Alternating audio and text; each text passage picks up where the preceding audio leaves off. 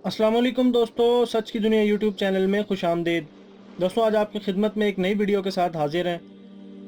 दोस्तों, जैसा कि हम जानते हैं, सूरज भी दूसरे सितारों की तरह एक सितारा है और इस कायनात का निज़ाम है कि सितारे पैदा भी होते हैं और मरते भी हैं।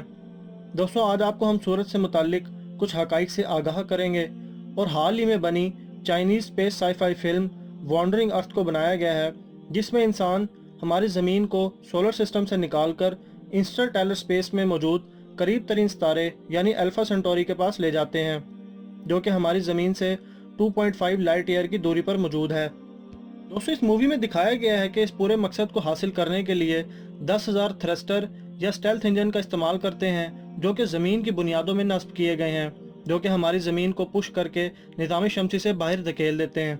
लेकिन दोस्तों, सवाल ये है कि ये सब कब मुमकिन है? जैसा कि हमने ऊपर बात की है, सूरज भी दूसरे सितारों की तरह एक सितारा है और हम ये भी जानते हैं कि सूरज के बगैर ज़मीन पर ज़िंदगी गुजारना नामुमकिन है। दोस्तों, हमारा सूरज ज़मीन से तकरीबन 13 लाख गुना बड़ा है और इसका ईंधन हाइड्रोजन, जिसे ये हर लम्हा खरबों टन हीलियम में बदलकर खारिज होने वाली एनर्जी यानी हीट और लाइट में पैदा करता है। दोस्तों, जब सूरज अपना तमाम तर ईंधन ख़त्म कर लेगा तो इसका साइज़ मज़ीद बढ़ेगा। ये एक रेड जाइंट में बदलकर एक बड़े धमाके से फटने की तैयारी करेगा, जिसे साइंस की ज़ुबान में सुपरनोवा कहते हैं। और इससे धमाके से पहले सूरज का साइज़ तकरीबन इतना बढ़ जाएगा कि ये अपने करीब तरीन प्लैनेट्स, जो कि मरीख, वेनस और ज़मीन है, उनको भी अपनी लपेट में ले लेगा। दोस्तों, सवाल ये है कि ये वक्त आने से पहले रूए ज़मीन पर इंसानी नस्ल का क्या होगा।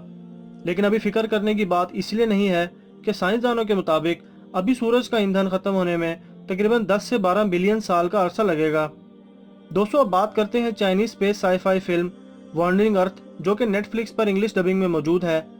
ये मुस्तकबिल में इंसानों के साथ पेश आने वाले ज़मीन के हालात की पेशीनगोई करती है। दोस्तों, इस फिल्म की कहानी कुछ इस तरह शुरू होती है कि साल 2061 से जब ज़मीन पर अचानक से माहौल बदलना शुरू हो जाता है और खून जमा देने वाली ठंड -87 डिग्री सेंटीग्रेड तक चली जाती है और लोग सर्दी से बचने के लिए थर्मल सूट्स का इस्तेमाल शुरू कर देते हैं। दोस्तों, सूरज का साइज चूंकि मुसलसल बढ़ रहा है और ये रेड जाइंट बनकर ज़मीन के करीब तर हो रहा है, इसी वजह से ज़मीन पर जलजले, तूफान और सुनामी मामूल बन चुके हैं। दोस्तों, फिल्म में दिखाया गया है कि पूरी दुनिया इस सूरत हाल से निमटने के लिए वन वर्ल्ड गवर्नमेंट बनाती है और फैसला करती है कि ज़मीन के मुख्तलिफ हिस्सों पर बहुत बड़े साइज़ के स्टेल्थ इंजन बुनियादों में लगाए जाएं, जो ज़मीन को हमारे सोलर सिस्टम से निकाल कर हमारे करीबी सितारे अल्फा सेंटोरी तक ले जाएंगे, जिसमें तकरीबन 2500 साल का वक्त दरकार होगा। आखिरकार कुछ लोग फिल्म में इस काम का जिम्मा उठाते हैं और ज़मीन को एक बहुत बड़ी बॉल की तरह खला में सफ़र शुरू कर देती है और इसकी रफ्तार 10 किलोमीटर पर सेकंड होती है। दोस्तों, फिल्म में यह भी दिखाया गया कि ज़मीन 17 साल बाद जुपिटर के करीब पहुंचती है। इंसानों का ख्याल था कि वो जुपिटर की ग्रेविटी को फ्यूल के तौर पर ज़मीन को हरकत देने के लिए इस्तेमाल करेंगे, लेकिन जुपिटर ज़मीन के एनवायरनमेंट को कैप्चर करने की वजह से ज़मीन पर मौजूद हवाई जहाज़ गिरने लगते हैं। अगर इंसान कुछ ना करते तो ज़मीन मुकम्मल तौर पर जुपिटर में समा जाएगी और मुकम्मल तौर पर इसका खात्मा हो जाएगा, क्योंकि जुपिटर मुसलसल ज़मीन को अपनी तरफ खींच रहा है।